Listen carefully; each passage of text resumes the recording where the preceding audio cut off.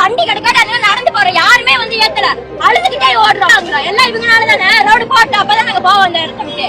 இந்த மாதிரி ஸ்கூல் விட்டு போகும்போது 7 மணி ஆகுது வீட்டுக்கு போகும்போது, பின்னாடி 4-5 பயலுக்கு வண்டியிலே வந்து டெய்லி வம்பிழுத்திட்டு இருக்காங்க. டெய்லி பனிஷ்மெண்ட், லேட்டா போய் டெய்லி பனிஷ்மெண்ட் வாங்குறது எங்களுக்கு தேவையா? 9 மாசம் ஆச்சு பஸ் வந்து. நாங்க டெய்லி நடந்துதான் போறோம். நாங்க டெய்லி வண்டி மறிச்சு வண்டி கிடைக்காக்கி அன்னைக்கு நடந்தே போனோம். யாருமே எதுவுமே கேட்கல. பார்த்து சிரிக்கிறாங்க ரோட்ல எல்லாரும். அழுதுகிட்டே நடந்து போனோம். யாரு அப்போதைக்கு எதுவும் கேட்காதுங்க. இப்ப அதுக்கு வந்துருச்சு அவங்களுக்கு. எல்லாமே போராடிட்டு அப்புறம் எல்லாம் சொல்லிச்சோம்னா அப்புறம் எதுக்கு நாங்களா இருக்கிறோம்? மாணவர்களுக்கு உங்களுக்கு என்ன இருக்கு? ஒண்ணுமே இல்ல. 12 வயசு ஆனா ஓட்டு போடுறதுக்கு மட்டும் வந்துடுறாங்க வீட தேடி.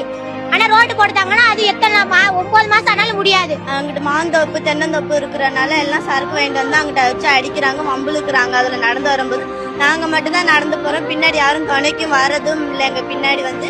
அதனால எங்களுக்கு பஸ் வேணும். ஸ்கூல் படிக்கிற பிள்ளைங்களுக்கு 9 மணிக்கு பஸ் விடுவாங்களா? 9 மணிக்கு தான் இங்க ஸ்கூலே ஆரம்பிக்குது. 9 மணிக்கு பஸ் விட்டு நாங்க 9:30 போய் என்ன